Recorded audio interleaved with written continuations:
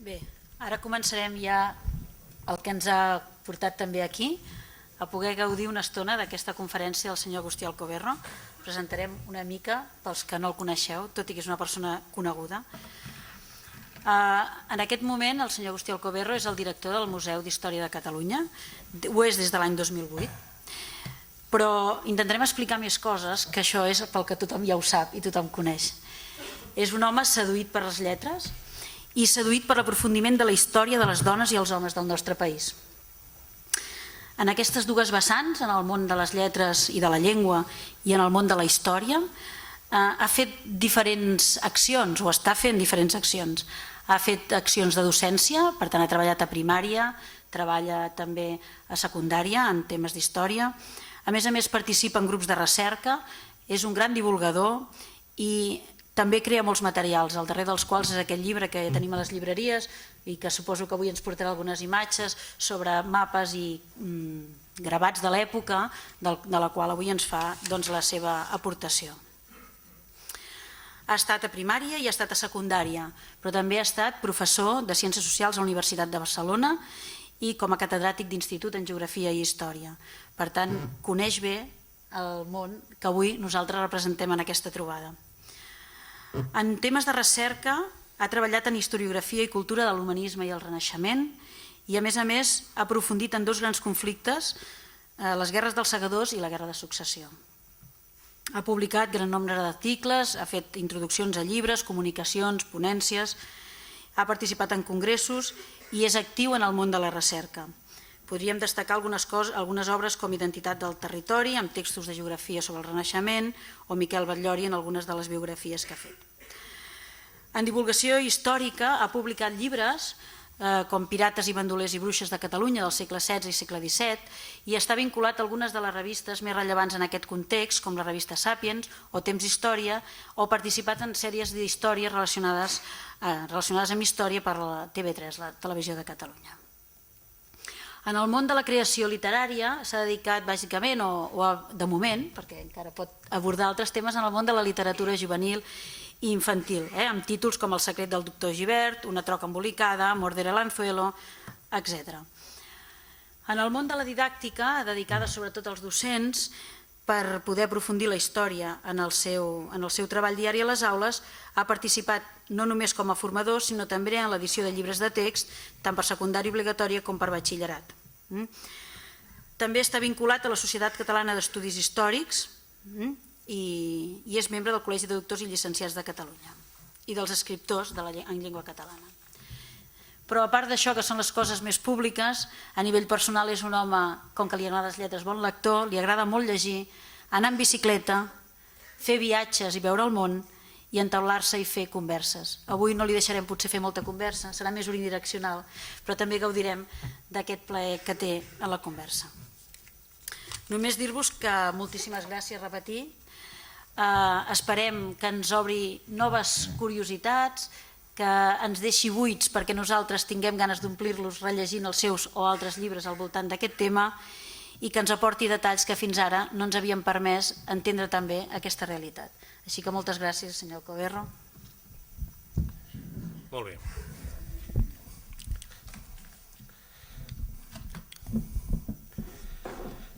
Senyor alcalde, senyor director dels serveis territorials, amigues i amics, senyores i senyors, voldria agrair en primer lloc al director dels serveis territorials i amic, Josep Maria Pérez, que m'hagi convidat a tenir aquesta conferència amb vosaltres en un acte tan solemne i crec que important per al començament del curs.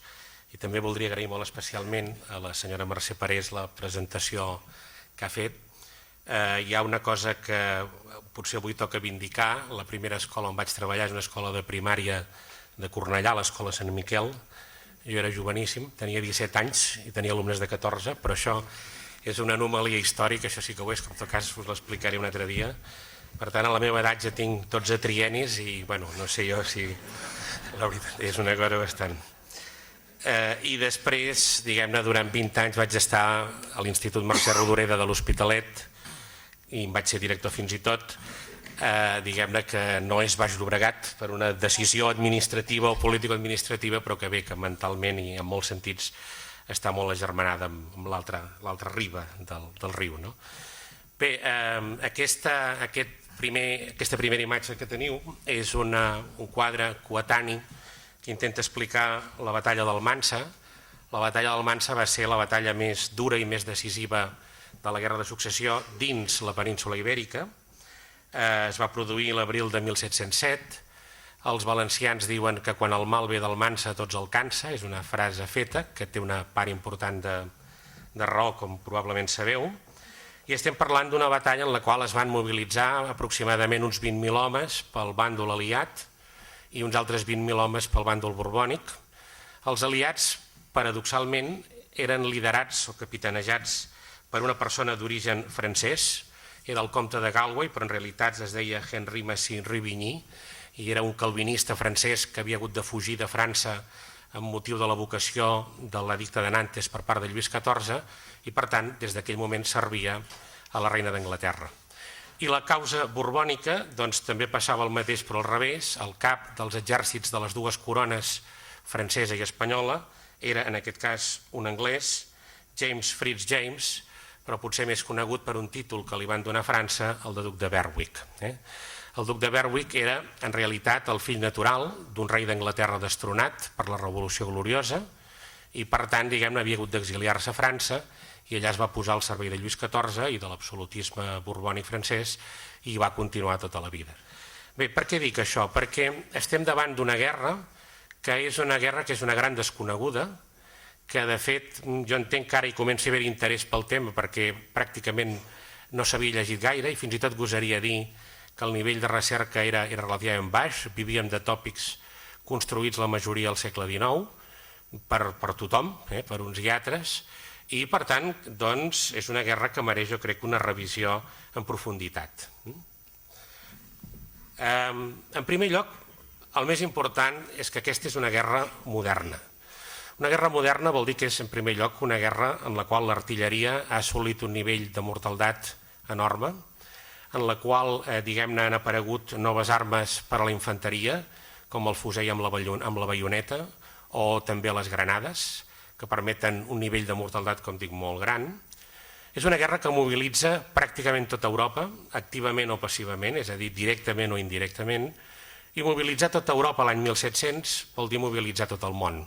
És a dir, que la guerra es dona a Nord-Amèrica, entre les colònies franceses per una banda i angleses per l'altra.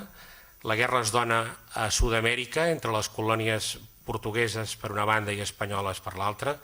La guerra s'extén a la Índia, s'extén a l'Extrem Orient, hi ha una importantíssima guerra oceànica. Per tant, podem perfectament parlar de la Primera Guerra Mundial. I és una guerra que mobilitza centenars de milers d'homes, uns recursos ingents, fins al punt que els estudis realitzats pels historiadors nord-americans conclouen que en aquesta guerra van morir en combat 1.200.000 persones. 1.200.000 persones en una època en què, per exemple, Catalunya tenia 500.000 habitants. És a dir, que quan parlem en termes percentuals del grau de mortaldat, no s'allunya molt del que serà les dues grans guerres o guerres mundials del segle XX. I és una guerra en què també l'opinió pública i, per tant, la premsa, la publicitat, la impremta, juguen un paper clau. I això ens permet, entre altres coses, com anirem veient, tenir un gran nombre de documents, de gravats i d'imatges fets a l'escalf de la guerra, mai innocents, sempre al servei d'un determinat discurs, d'uns o d'altres, però que ens permeten també, com deia, reconstruir una part molt important del que va passar. Aquí teniu, per exemple, un joc de cartes que es va donar a regalar a la reina Anna d'Anglaterra i que dona molt plàsticament la imatge d'uns reis que en una taula es juguen el futur dels pobles i dels estats com si fos una timba. Aquest joc de cartes, com no podia ser d'altra manera, el conserven al Museu Fournier de Vitòria. I voldria centrar-me en la cronologia perquè és important. El 1700, al novembre, mor Carles II, era un fet sabut que el monarca estava malalt i no podria tenir descendència. En els anys anteriors hi havia hagut diversos pactes entre estats per repartir-se la monarquia hispànica, però sorprèn, quan s'obre el testament el mes de novembre de 1700, en el moment de la mort del monarca, que Carles II dona íntegrament tot el seu imperi al duc Felip d'Anjou, que és un net per la banda segona, no primogènita, sinó segundogènita de Lluís XIV. I el 1700 aquesta notícia realment causa autèntica, diguem-ne, temor o fins i tot basarda a la majoria d'estats europeus. A Europa s'havia construït en els segles anteriors el discurs de la por a la creació d'una monarquia universal, de que hi hagués un estat tan poderós que pogués conquerir la resta d'estats i, per tant, acabar amb les llibertats i la sobirania de la resta de països. Això és un discurs que en gran part havien desenvolupat els pensadors francesos contra la monarquia dels Habsburg i, efectivament, en algun moment podia haver semblat que la cosa era aquesta. Però el 1700, quan els Borbons hereten la monarquia hispànica, això pren tota una altra dimensió. És lògic que Anglaterra o Holanda, per posar exemples, veiessin amb molta preocupació el que estava passant. França era la primera potència del continent, tant en termes demogràfics i econòmics, com també en termes militars. I la monarquia hispànica era un imperi decadent, però era un gran imperi. Un imperi que abastava la major part del continent americà, d'on provenien les riques mines de plata de Potosí o de Zacatecas o altres, per tant, la majoria del tresor del metall preciós que arribava a Europa i també en presència a Filipines i en altres àmbits. Que la monarquia hispànica es convertís en una colònia de França i per tant es posés a les ordres de Lluís XIV i del seu enorme poder era un fet que només podia preocupar tothom. I els llums d'alarma es van encendre quan una de les primeres mesures que va prendre el nou rei, aquest duc d'Anjou adolescent acompanyat d'una cort francesa que entra a Madrid, una de les primeres mesures va ser cedir el monopoli del comerç d'esclaus amb Amèrica a una companyia francesa. Això a Londres o a Amsterdam va semblar una cosa realment terrible. I és així, i com deia la cronologia és molt important, el motiu pel qual el 1701 es crea la Gran Aliança de l'Haia. La Gran Aliança de l'Haia estava formada per Anglaterra, els Països Baixos, i l'emperador, l'altre Àustria o Habsburg, a Viena, que era nominalment emperador d'Alemanya, però que de fet tenia uns dominis bàsicament centrats en Àustria, Hongria i Txèquia, els dominis dels Habsburg. Aquesta Gran Aliança, un any més tard, el 1702, declara la guerra als estats borbònics, per tant, a la França de Lluís XIV i a l'Espanya de Felip V, i encara un any més tard, el 1703, proclama rei de la monarquia hispànica a Viena en un acte solemne a un altre jove, l'arxiduc Carles d'Àustria, fill, altra vegada, fill segon, en aquest cas, de l'emperador Leopold d'Àustria.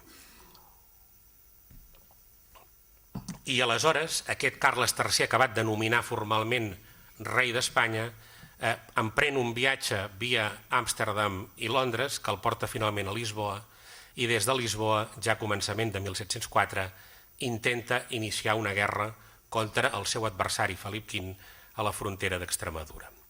Per què m'he aturat en aquest punt? Perquè la Gran Aliança de l'Haia i la guerra probablement no s'haurien produït si Lluís XIV hagués tingut aleshores una actitud, diguem-ne, més moderada o més contemplativa com la que va tenir ja començada la guerra a partir de 1709. La Gran Aliança de l'Haia, militarment, sempre va ser molt superior als Borbons, però en canvi políticament estava totalment dividida. Dividida perquè, per una banda, els anglesos i els holandesos hi entraven essencialment per interessos comercials, mentre que l'emperador hi entrava per una voluntat dinàstica de mantenir els Habsburg també en el tron d'Espanya. Heu de pensar que aquest arxiduc Carles o Carles III en conservem els seus quaderns escolars, a Liechtenstein, i havia estat educat ja en llengua castellana, és a dir, que des de molt petit l'emperador tenia molt clar que havia de ser el futur rei de la monarquia hispànica.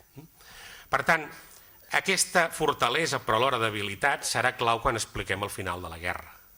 Quan finalment Lluís XIV sigui capaç de fer un viratge i atendre les reclamacions comercials dels anglesos, l'aliança es trencarà i aquest serà el primer pas cap a la fi de la guerra. Això és una mica el resum, podríem dir. Ara bé, què és el que estava passant als regnes? No ha passat? Sí. què és el que estava passant als regnes hispànics en aquells moments. Aquí teniu un gravat. El tema interessava tant a l'opinió pública que se'n van fer un gran nombre de gasetes i d'altres publicacions, però aquest és molt interessant. Això és un calendari, és un almanac en francès. És allò que ara hi ha els calendaris Pirelli, no? Doncs la gent, diguem-ne, es comprava un calendari que hi havia l'esdeveniment més important de l'any anterior, a baix veieu que hi ha els dies del mes, les llunes, els sants, etc. I aleshores el penjaven al taller o a casa o on fos, no? I aquest calendari, que és d'aquest moment, fixeu-vos que parla en el títol del casament de Felip V amb Maria Lluïsa Gabriela de Savoia, que es va realitzar a Figueres.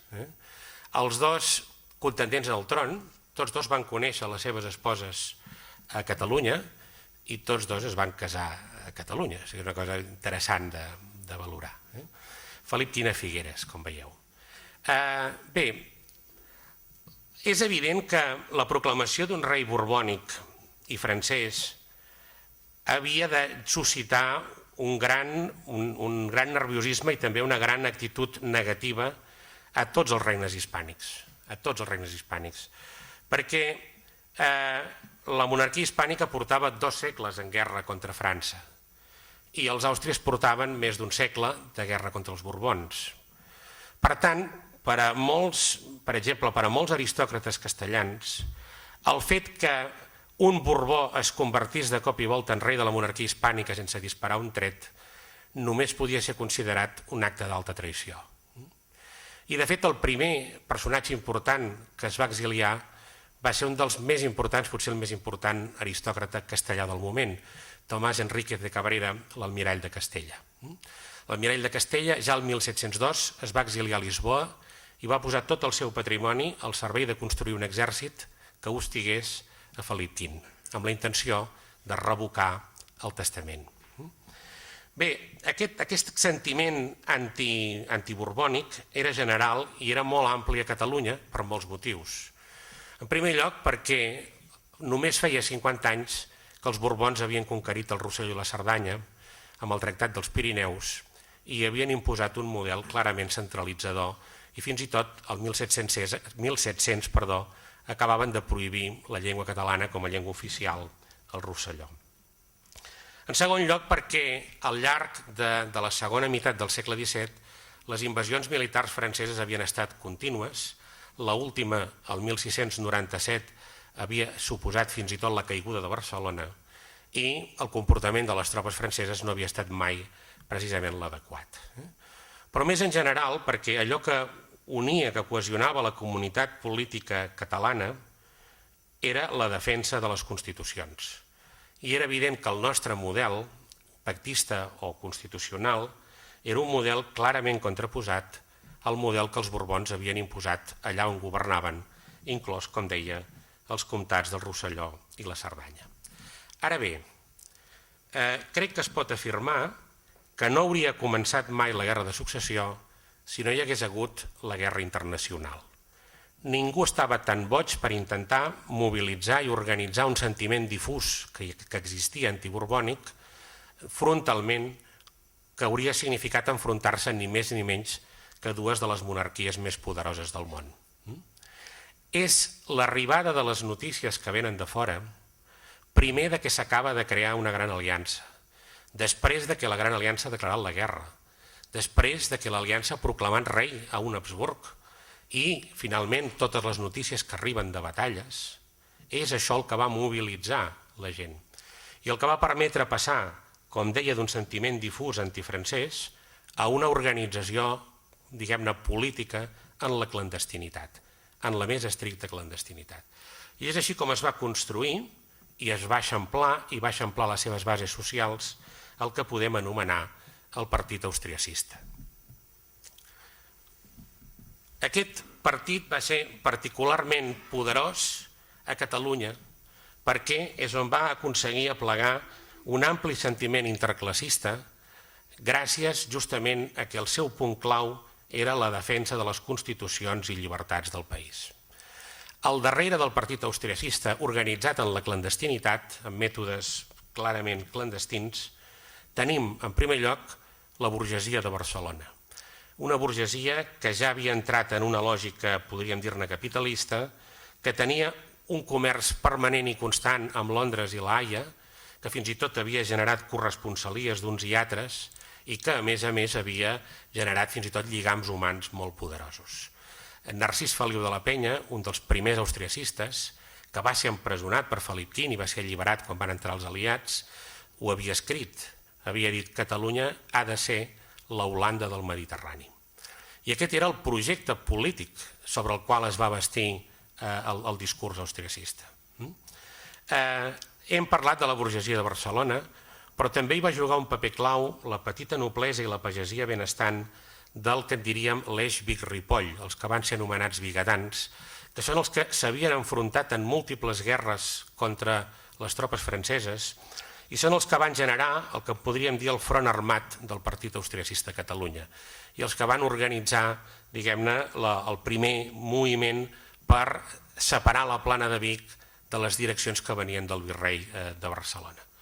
Hi havia altres sectors molt importants. Un de clau, després en parlarem més, era l'Església Popular, els rectors de poble i els ordes, diguem-ne, els ordes baixos, franciscans, dominicans. I un altre, que també en parlarem després més, i que va ser clau, és la Universitat de Barcelona. La Universitat de Barcelona va ser un autèntic focus de la subversió durant els primers 5 anys del regnat de Felip V, fins al punt que les mobilitzacions van ser contínues i es va arribar fins i tot, en alguns casos, a baralles amb armes blanques entre els estudiants de la universitat i els estudiants de l'aristocràtic escola o col·legi de Cordelles, que eren botiflers. Per tant, aquests col·lectius es van organitzant i, com he dit, es van organitzant d'una manera clandestina i tenen un primer intent d'aixecar el país el 1704, quan es presenta davant Barcelona un estol aliat relativament petit, hi havia una conspiració preparada, la conspiració és descoberta pel virrei i alguns centenars d'homes han de fugir, afegir-se a l'estol aliat i marxar, i és aquest estol el que aleshores ocuparà Gibraltar. Gibraltar també, la història aquesta comença aleshores. Però ja hem generat un primer exili de gent situada a Lisboa, a Gibraltar, a Gènova, en altres llocs que contacten amb els aliats i a través d'aquest contacte es signarà el 1705 el Pacte de Gènova. El Pacte de Gènova és un pacte entre dos joves exiliats catalans, un advocat de Barcelona i un noble de Vic, i un representant ministre plenipotenciari de la reina Anna d'Anglaterra anomenat Mitford Crowe. Però tot això que he dit pot sonar molt gros, però en realitat és més proper, perquè tots es coneixien, perquè Mitford Crowe havia sigut durant molts anys corresponsal d'una empresa comercial anglesa a Barcelona. Per tant, aquests lligams ja hi eren d'abans de la guerra. I el Pacte de Gènova què diu? Que si hi ha un alçament militar a Catalunya, els anglesos contribuiran amb armament i amb homes i, a més, i molt important, que els anglesos garanteixen que, sigui quin sigui el final de la guerra, es mantindran les constitucions de Catalunya. És a dir, que els anglesos no firmaran cap tractat de pau amb ningú si no queda reconegut explícitament el dret de manteniment de les constitucions de Catalunya.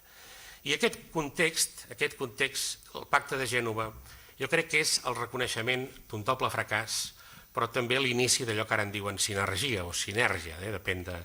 És a dir, els aliats havien creat una guerra enorme que s'estava donant a tota Europa, en tots els escenaris d'Europa, però no havien aconseguit, curiosament o paradoxalment, traslladar la guerra a la península Ibèrica, que és on, suposadament, hi havia el conflicte de la successió, el conflicte dinàstic. Això treia credibilitat a la seva causa. I l'austriacisme català havia aconseguit mobilitzar un gran nombre de gent, però la gent no estava disposada a anar a un alçament general si no sabien que al darrere tenien un suport explícit dels aliats. El Pacte de Gènova resol els dos elements, resol allò que en tota guerra funciona, que és que els enemics dels meus enemics són els meus amics, i per tant, diguem-ne, té unes conseqüències immediates. A la tardor de 1705, un estol aliat altra vegada desembarca davant Barcelona, es produeix una revolta generalitzada a la Catalunya central, es produeix un hostigament i un setge sobre la ciutat en el qual participen alguns milers de catalans, i el pas següent, ja es veu venir, és la capitulació del virrei Velasco i l'entrada a Barcelona d'aquest Carles III, doncs reconegut com a comte de Barcelona i per tant com a monarca, i per tant l'inici d'una nova guerra. Fins ara hem parlat d'una guerra internacional. A partir de 1705 la guerra continuarà sent internacional però obre un nou front. I per tant podem parlar pròpiament de la Primera Guerra Civil. La Primera Guerra Civil espanyola, perquè tenim un monarca a Madrid i una a Barcelona, tots dos molt joves, que es proclamen reis dels mateixos territoris amb els mateixos càrrecs, que generen al seu voltant un acord amb els mateixos consells, secretaries i organismes administratius i que evidentment estan enfrontats per la guerra. Per tant, la guerra ha fet un salt definitiu. El que teniu aquí és un text, un d'aquests textos que es venien molt barats en els quioscos i que la gent llegia amb avidesa, que ens parla d'un segon setge, el de 1706, quan Felip V va intentar recuperar Barcelona, però finalment va haver de marxar, d'aixecar el setge, i en aquest setge, com ens diu el text, hi van participar d'una manera molt activa les dones. De fet, van participar, com veureu, d'una manera molt activa tot al llarg de tot el conflicte. Bé, ja hem dit que aquest monarca, que és proclamat comte de Barcelona, que reuneix la Cort General, que dona un gran nombre de contrapartides polítiques en aquests austriacistes de tall parlamentari o pactista, doncs el següent pas és intentar arribar fins a Madrid. I el que es troba és que Aragó i el País Valencià, de manera molt unànime o molt àmplia, es proclamen a favor de Carles i especialment en el cas valencià és gairebé la mateixa mobilització, sobretot dels llauradors de l'Horta, la que aconsegueix ocupar València i proclamar Carles com a rei. Però aquestes tropes, a mesura que avancen cap a Castella, a mesura que avancen cap a Madrid, noten una hostilitat creixent. I aquest és un tema que val la pena estudiar-lo. Quan el 1705, poc abans que sortís aquest estol aliat cap a Barcelona, es va reunir un Consell de Guerra a Lisboa amb tots els comandaments militars aliats per decidir quina era l'estratègia a seguir. Hi havia diferents opcions. Alguns deien que calia desembarcar a Niça. Per què? Per ajudar a Savoia, el ducat de Savoia, que tenia dificultats davant els francesos, i per ajudar també els protestants francesos que estaven fent una guerra, la guerra dels camissars, a la zona del Massís Central. Altres deien que calia entrar per Barcelona perquè és on veien, com he dit abans, que l'escenari estava més madur per a intentar un aixecament general. Però en aquell context, l'almirall de Castella, Tomàs Enríquez de Cabrera, de qui ja he parlat, un home amb un enorme prestigi, va dir textualment, i això és citat per diversos historiadors, que el que havia de fer la tropa aliada era entrar per Andalusia. Perquè va dir textualment, nunca aceptarà Castilla a rei que venga por Aragón. I aquest és un argument que es va utilitzar decididament tant durant la primera entrada dels aliats a Madrid el 1706 com es repetirà en la segona entrada el 1710. La catalanofòbia és el text, l'element, el tret més destacat de la documentació que es publica a Madrid en aquells mesos. I el discurs oficial, borbònic, és el discurs que això és una invasió dels que no són espanyols contra els espanyols. Són els anglesos protestants, els holandesos protestants, els portuguesos enemics històrics i que ens acaben de guanyar una guerra i, evidentment, els catalans. I aquest discurs es mantindrà tot al llarg de la guerra. Un monarca que havia entrat com un monarca francès i que, de fet, diguem-ne, havia generat tantes o més antipaties a Castella que a la corona d'Aragó, de cop modifica el seu discurs i aconsegueix una enorme popularitat en l'àmbit castellà. I això, com deia, afectarà el conjunt de la guerra. Dit això,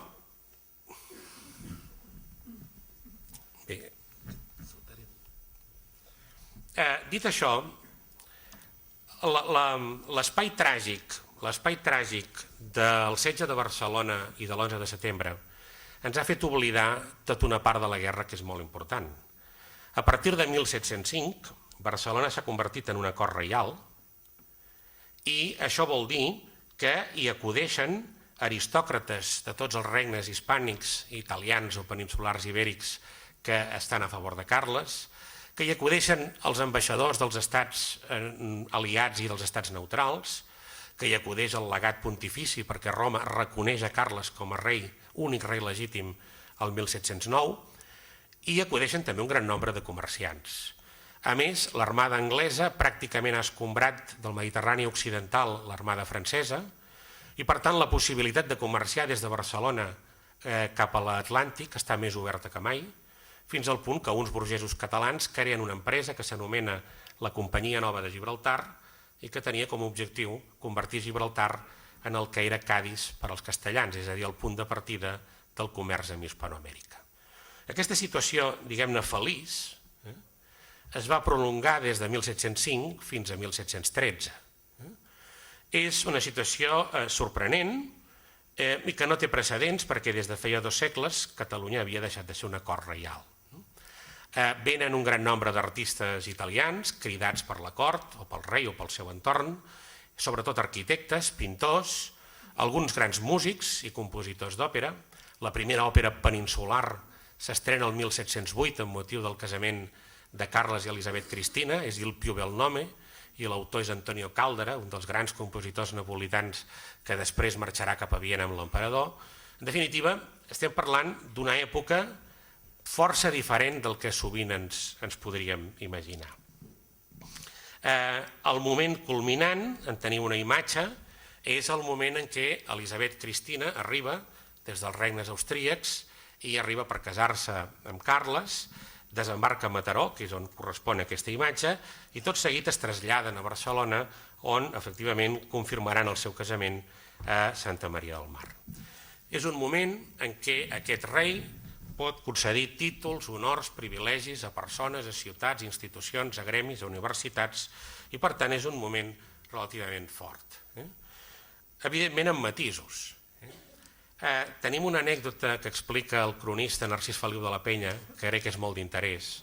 Ell publica, Feliu de la Penya ja n'he parlat abans, austriacista de primera hora, va publicar el 1709 els Anales de Catalunya, que són la història, podríem dir-ne, oficial de la nova monarquia, i explica que el 1708, quan els borbònics van ocupar Tortosa, el Palau Reial, que era l'actual Pla de Palau, el Palau Reial, hi estaven cantant, hi havia música.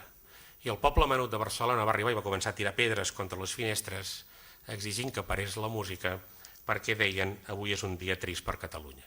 I efectivament la música va cessar. I crec que l'anècdota explica molt millor que grans elucubracions que és una opulència o una felicitat encomanada per la guerra i que a mesura que lògicament avanci la guerra la cosa s'anirà complicant. Bé, la guerra va començar a nivell internacional i també va acabar a nivell internacional. El 1710, a Anglaterra arriben al poder els tories o conservadors, després d'una duríssima campanya electoral en la qual ells han defensat, com havien fet sempre, que calia abandonar la guerra sempre i quan els borbònics donguessin importants contrapartides comercials. Els tories es fan amb la majoria al Parlament i tenen el suport de la reina Anna i els Whigs, que són els que han signat el pacte de Gènova i els que han mantingut fins ara l'estratègia de la guerra, passen a l'oposició. Molt poc després, el 1711, el germà primogènit de Carles, el que havia estat nomenat emperador d'Alemanya, Josep I, mor i aleshores Carles és cridat a Frankfurt, que és on fan jurament els nous emperadors, per ser proclamat emperador. Per tant, si recordeu, hem dit que els aliats, molts havien entrat en la guerra per evitar que els borbònics creessin una mena de monarquia universal, una mena de gran imperi. A partir d'aquest moment, si guanyen els altres, també tindrem un personatge que serà emperador d'Alemanya i rei d'Espanya a la manera d'un altre Carles, el Carles I d'aquí, cinquè d'allà, aquest tercer d'aquí, sisè d'allà. Per tant, els toris no només tenen el poder a Anglaterra, sinó que tenen un argument definitiu per convèncer l'opinió pública en l'únic país d'Europa on l'opinió pública governava, que era la Gran Bretanya. I el que es produeix és molt ràpid. A la localitat d'Utrecht, que és la que teniu en el gravat, es produeixen tot un seguit de negociacions que donaran lloc a la Pau d'Utrecht. En realitat són diversos tractats entre els diferents estats per dirimir els diversos problemes. Utrecht significava, en primer lloc, que Lluís XIV aconseguia que el seu net fos definitivament rei de la monarquia hispànica, però pagant-ne un preu molt gros. Els estats hispànics d'Europa no peninsulars, Nàpols, Sicília, Flandes, Milà, van passar al seu rival, a l'arxiduc Carles o Carles III, ara Carles VI emperador. Qui va guanyar més va ser Anglaterra, perquè va obtenir el dret a comerciar amb Hispanoamèrica, trencant el monopoli comercial hispànic, va aconseguir aquell famós asiento de negros o monopoli del comerç d'esclaus amb Hispanoamèrica, el monopoli pels anglesos, i va aconseguir enclaus comercials potentíssims, entre els quals Gibraltar i Menorca. Gibraltar per motius obvis, que qualsevol que mira un mapa ho veurà, i Menorca també, perquè fixeu-vos que Menorca, si heu estat alguna vegada, Menorca sobretot és el port de Maó. I el port de Maó són un munt de quilòmetres de port natural on deien que hi podia cabre tota l'armada anglesa. Per tant, diguem-ne, dominar Menorca era tenir com una mena de portaavions que controlava el conjunt de la Mediterrània occidental. Bé, a Utrecht hi havia un punt que podia ser problemàtic, que és el punt dels catalans. I això es va resoldre en el tractat entre Anglaterra i Espanya, entre la reina Anna i Felip V, el tractat on Espanya reconeix que eternament i perpètuament i per sempre Gibraltar serà britànica. Doncs en aquest tractat, en l'article 13, diu més o menys textualment: vist que la reina Anna d'Anglaterra no cessa de defensar els interessos i els drets dels seus amics, els catalans, per què ho fa? Perquè hi ha un pacte signat, el pacte de Gènova. Vist tot això, el rei catòlic, és a dir, Felip V, concedeix als catalans els drets que tenen els habitants de Castella, que de tots els seus vassalls són els més estimats pel rei. És a dir, que l'argúcia diplomàtica presenta el que és la supressió de les lleis i institucions catalanes com una concessió. El rei Felip V concedeix ni més ni menys que les lleis de Castella, tan loables i plausibles en tot l'univers. Bé, arribat a aquest punt, el que passa, com sabeu, requereix una certa reflexió, perquè aleshores comença una nova guerra. Aquest és un dels molts pamflets que es van publicar a Londres, on l'opinió pública era molt viva. La discussió sobre si el que s'havia fet era correcte o no i sobre si calia canviar o no va ser realment enorme, d'un gran interès. Però a mesura que el setge de Barcelona es va allargar, i van ser 14 mesos, totes les opinions públiques europees es van personant el tema. Barcelona era el punt d'atracció, el centre de totes les publicacions periòdiques, la portada dels diaris d'aquell moment. Bé, davant el Tractat d'Utrecht, el que es produeix a Catalunya és la signatura de l'anomenat Conveni de l'Hospitalet. I el Conveni de l'Hospitalet, perquè signa l'Hospitalet de Llobregat, no és més que l'aplicació del Tractat d'Utrecht. Es posen d'acord els comandaments alemanys i borbònics que estan aquí per fer una cessió ordenada del territori. De tal manera que els aliats abandonen cada plaça o cada ciutat entregant les claus als borbònics i permetent que ells ocupin aquesta nova ciutat. És una entrada, diguem-ne, pactada.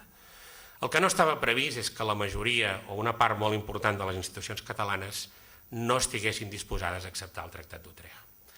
I el que fa la Diputació del General és convocar en aquest context dramàtic, quan ja la major part del país ha estat lliurada pels aliats en els borbònics, convocar una Junta General de Braços o Parlament de Catalunya. Són els dos termes en què apareixen els documents de l'època. Una Junta General de Braços que només tenia un precedent, la Junta General de Braços de 1641, en què Pau Claris havia, diguem-ne, liderat la revolta contra la monarquia hispànica. I una junta que només tenia dues opcions, la defensa, la resistència o la rendició. I conservem una gran part de la documentació d'aquest Parlament. Fins i tot conservem els discursos que es van fer en el braç nobiliari, que devien ser molt semblants al que es van fer els altres dos braços. Per tant, tenim la informació. I el tema de fons és el següent. Aquí tothom era patriota, però els uns diuen, per què continuar la guerra si ja l'hem perduda? Això només significarà més destrucció, més efusió de sang, més val que ens rendim. I els altres diuen, aviam, parlem-ne. Si nosaltres resistim i estem vius, és molt probable que hi hagi un canvi en la correlació de forces a Anglaterra en els propers mesos. Si nosaltres encara estem vius quan això passi, podrem mantenir la nostra causa i no perdrem les constitucions.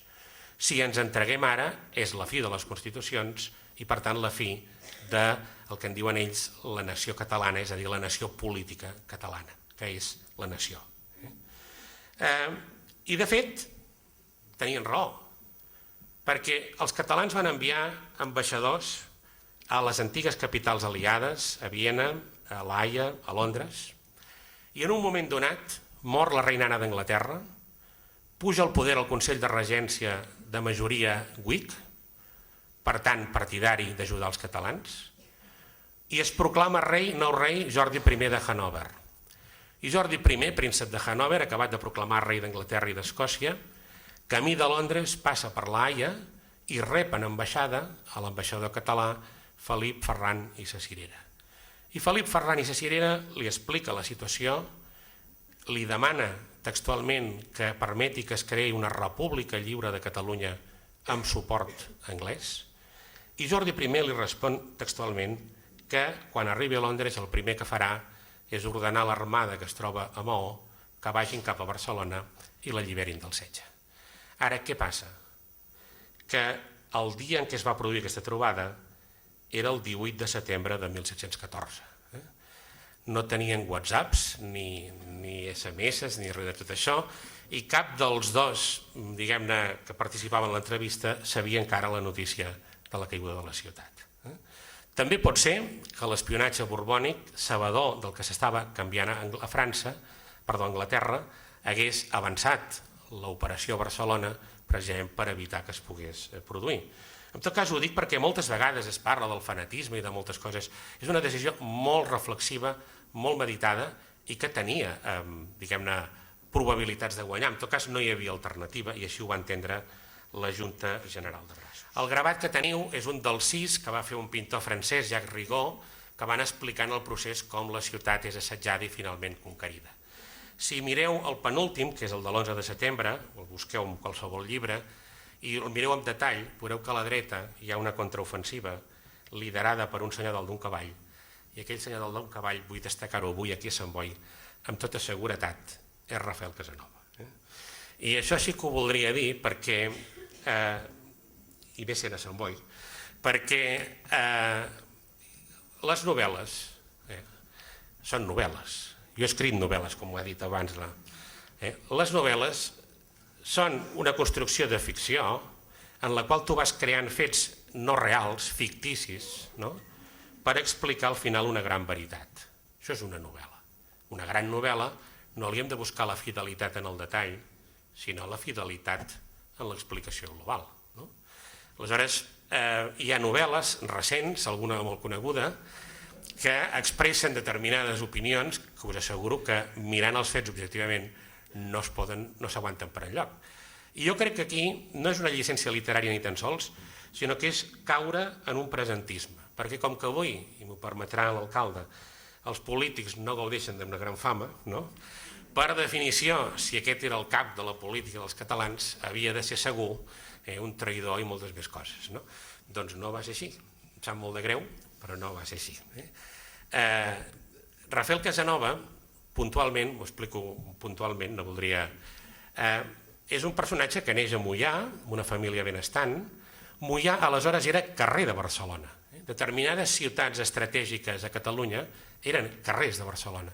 I això vol dir que Barcelona tenia jurisdicció allà, però que els habitants d'allà tenien els mateixos drets que la resta. Per què un senyor de Moià acaba sent conseller en cap de Barcelona? Perquè sent de Moià és barceloní. I ell va estudiar dret, la carrera de dret o de medicina eren una via de promoció pels fills segons o tercers de famílies de propietat agrícola. Ell va exercir la seva professió amb un gran talent i va destacar en l'austriacisme des de primera hora. De tal manera que el 1706, en aquell moment de la primera, diguem-ne, entrada aliada a Barcelona, ell és proclamat conseller tercer, era un home fidel. De tal manera que la Junta General de Braços ell es posiciona d'una manera molt clara a favor de la defensa. I és més, és nomenat membre de la Junta Secreta, és a dir, la que s'encarregava del tema militar, el tema més secret per definició, de la defensa i de les operacions militars dels catalans. I finalment, com sabeu, en sorteig, perquè això sortejava anualment, el dia de Sant Andreu, el 30 de novembre de 1713, que és el dia que tocava fer el sorteig, va ser triat conseller en cap de Barcelona. Es triava en una bossa de noms que reunien uns mèrits, tampoc és que es triés en general. Ell pertanyia a aquest col·lectiu en tant que persona amb carrera, en tant que advocat. Però fixeu-vos, quan ell accepta el càrrec el 30 de novembre de 1713, les coses pintaven fatal. Acabàvem de perdre l'expedició del diputat militar, acabava de caure Castellciutat i només quedava Cardona i Mallorca, des d'on com es podia s'intentava trencar el bloqueig naval i arribar fins a Barcelona. Acceptar el càrrec no era fàcil. Fixeu-vos, 3 mesos abans hi havia hagut el sorteig a la Diputació del General o Generalitat. El diputat militar o nobiliari que va sortir ni es va presentar i en van haver de sortejar un segon. El diputat eclesiàstic ni es va presentar i en van haver de sortejar un segon. I com que tampoc es va presentar, en van sortejar un tercer, i va sortir el tercer. El conseller en cap accepta el càrrec, però és més, es posa al davant de la ciutat i del país i governa amb un evident rigor i en unes condicions extremadament dures el que he explicat, l'arribada dels proveïments, la seguretat dins la ciutat, la defensa, l'organització interna, la diplomàcia exterior, la propaganda, etc. Tot això en unes condicions d'un mèrit enorme. I l'11 de setembre, com he dit, tal d'un cavall, porta l'estendard de Santa Eulàlia liderant l'última contraofensiva dels barcelonins i ella cau ferit. Què és el que passa? Que en el llibre d'entrades i sortides de l'Hospital de la Santa Creu diu 11 de setembre, hi ha tota la llista dels que entren, i diu Rafael Casanova, 11 de setembre. I a la llista de sortides diu 17 de setembre, difunt. Què vol dir això?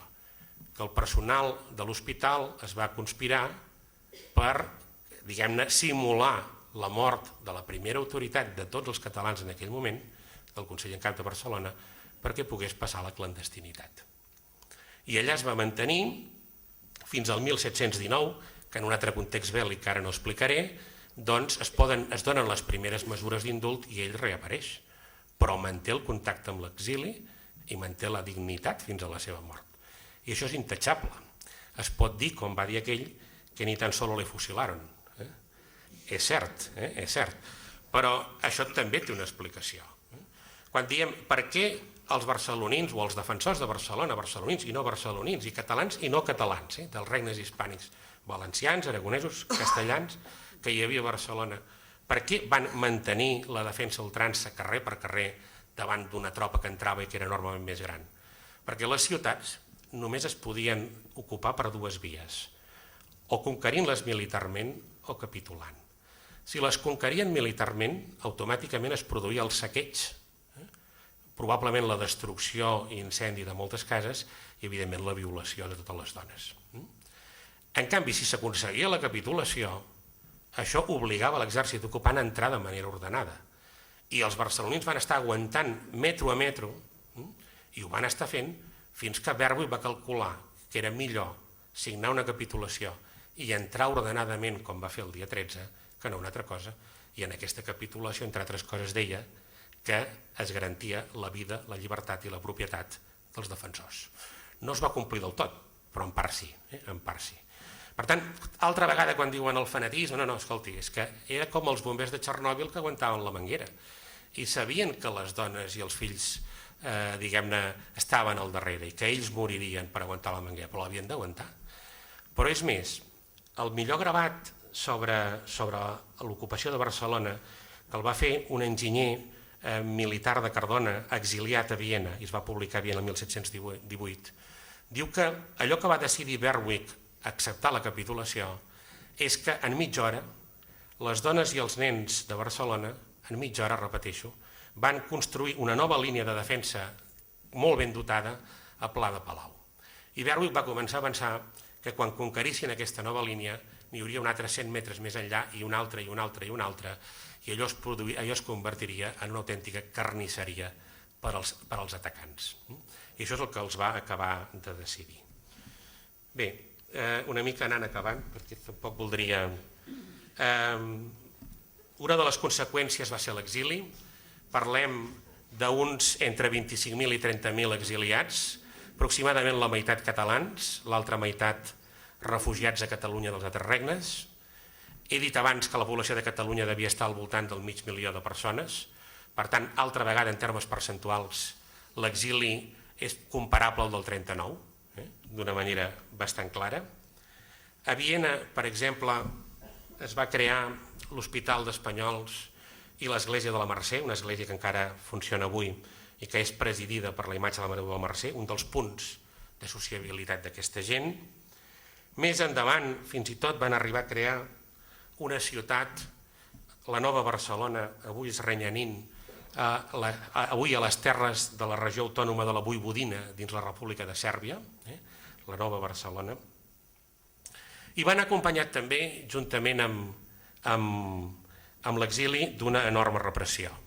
La capitulació deia que els comandaments militars serien tractats d'acord amb les lleis de la guerra, i no va ser exactament així, perquè els comandaments militars de Barcelona van ser tots detinguts, enviats a Almeria, i d'Almeria la meitat els van enviar a la Corunya i l'altra meitat a Pamplona o Fuenterrabía. Els van enviar allà, però no els van arribar a processar mai. Es van estar empresonats fins al 1725, quan es va signar la Pau de Viena, que va significar l'amnistia recíproca, perquè també hi havia presos borbònics, per exemple, els dominis italians de Carles VI. Aleshores, els que van poder van marxar cap a Viena. Villarroel, que estava molt malalt, va morir al cap de poc a la Corunya, on havia estat empresonat, i el general Basset, que també estava molt malament, va morir a Segòvia, on l'havien traslladat des de Pamplona alguns anys abans. Bé, això va donar lloc tot seguit al decret de nova planta, que va significar la modificació substancial del sistema de govern de Catalunya, la fi d'un estat català basat en el pacte i en la llei, basat en les constitucions, i la imposició d'un model absolutista que, encara que suposadament s'inspirava en les lleis castellanes, era d'una duresa enorme. Per posar un exemple, el nou impost directe que es va crear, el cadastre, va multiplicar per 7,3 el que pagaven els catalans en plena guerra. És lògic que la gent en digués el catàstrofe. El catàstrofe. Bé, però voldria acabar amb una altra idea. Aquest és un pamflet, però no us penseu, és un llibre de més de 80 pàgines, Via fora els adormits, que es publica clandestinament, molt probablement als Països Baixos, que es publica en una versió en català, però també en una altra en francès, que és la llengua de la diplomàcia, i que el 1734, en un nou context de guerra internacional, encara l'exili i la resistència interior, que torna a organitzar la guerrilla, doncs encara en aquest context la resistència publica en un document dirigit sobretot als anglesos que diu: no ens oblideu. Hi ha unes obligacions contretes amb Catalunya al Pacte de Gènova, que no heu complert, ara torna a haver-hi una gran guerra internacional, ara el que toca és que si guanyeu la guerra us en recordeu de nosaltres. I van guanyar la guerra, també n'havien guanyat una altra l'any 1719, però en les dues ocasions ens van tornar a dir allò que el nostre era un afer intern espanyol, i per tant no hi podien entrar. Per acabar, podríem parlar de... Jo crec que és evident que vam ser vençuts, però jo crec que no hem estat derrotats i la prova és que avui ens trobem aquí. Estic a punt d'editar una edició de 5 cròniques que he trobat del setge de Barcelona, algunes dins la ciutat, altres fora, totes escrites aleshores en català, i totes han aparegut de maneres molt estranyes i estaven amagades en llocs raros, perquè tothom era conscient el dia abans de l'11 de setembre que el que venia era una repressió terrible, i per tant es va destruir la major part de documentació. El mateix Consell de Cent, el mateix 11 de setembre, ordena que totes les llistes de membres de la coronel, és a dir, els soldats civils, la població civil armada que havia defensat la ciutat, siguin destruïdes, perquè els que entren no sàpiguen qui era el capità, qui era el sergent, és a dir, no puguin, diguem-ne, repartir responsabilitats. Doncs aquests 5 textos que s'han salvat d'una manera quasi miraculosa, n'hi ha un que és el llibre d'Òbits, que escriu un caputxí que es diu Miquel Soler, i que comença sent un llibre d'Òbits que va explicant quan mor un caputxí del seu convent, i a mesura que va avançant la cosa comença a explicar tot, la fam, el fred, va nevar diverses vegades durant el setge a Barcelona, no hi havia llenya, va explicant la vida de les persones d'una manera molt intensa, i quan arriben els grans bombardeigs, a partir del maig de 1714, que van caure més de 40.000 bombes dins de la ciutat contra la població civil, i la gent es va haver d'amagar a la platja on va poder, doncs ell escriu textualment, diu, «Lo estrèpito és tan gros que d'aquí a 300 anys se'n recordarà». I això crec que és el que estem fent avui nosaltres. Per tant, en aquest sentit, jo crec que hem d'elogiar les capacitats profètiques de Fra Miquel Soler i celebrar tots junts que encara existim com a poble. Moltes gràcies.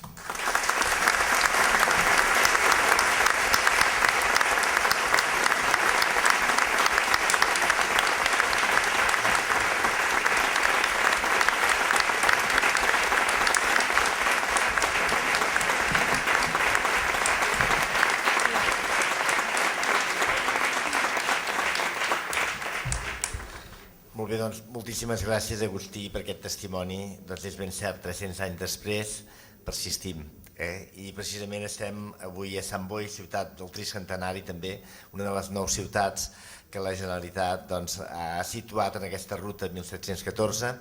Pels que no sou santboians o els santboians que no coneixeu, tenim un museu de la ciutat amb una planta dedicada precisament a en Rafael Casanova i que està situat a la casa on va viure. En Rafael Casanova estava casat amb una santboiana, Maria Bosch, i va passar els darrers anys de la seva vida aquí a Sant Boi, a la casa on ara és el museu, just al costat de l'església parroquial. Per això està enterrat a l'església parroquial, que precisament l'església és de la mateixa època, és de començaments del 18, a finals del 17, començaments del 18, i sembla que en Rafael Casanova va contribuir també a la construcció, per això va ser enterrat dins de l'església, tant pels honors d'haver estat conseller en cap com també per haver contribuït a fer l'església. Per tant, doncs, esteu també convidats en aquest tricentenari a celebrar-lo a Sant Boi quan vulgueu, la tomba de Casanovas de l'església, el museu Can Barraquer, casa on va viure i on va morir, i jo crec que avui l'Agustí Alcoberro ens ha deixat aquí un testimoni importantíssim. A mi m'agrada molt la història i he quedat embadalit perquè hi havia molts aspectes que no coneixia, per tant, doncs, moltíssimes gràcies. Ben segur que seguirem rascant una mica més aquest període històric que la història l'escriuen els guanyadors sempre i per tant no l'escriuen mai amb prou objectivitat. Jo crec que és bo amb aquesta perspectiva de 300 anys poder endinsar-nos novament en una època que va marcar decididament el futur del nostre país i que, bé, com molt bé dit l'Agustí, 300 anys després persistim i busquem noves vies i busquem noves alternatives perquè com a poble no volem morir. Per tant, moltíssimes gràcies, Agustí, i també m'agradaria deixar-li un petit llibre que diu Sant Boi, Vila Hospitalària, perquè a part de tot també tenim el títol de Vila Hospitalària. tant per l'hospitalitat, que espero que us trobeu a gust aquí a casa nostra, com perquè des del 1854 que tenim els hospitals psiquiàtrics i des dels anys 60 doncs, que tenim el títol de vila hospitalària, que lluïm amb goig també, i per tant doncs, volem que l'Agustí també conegui una miqueta més aquest poble, que avui hem pogut gaudir doncs, de la seva magistral aportació. Gràcies, Agustí, i moltes gràcies a tots vosaltres.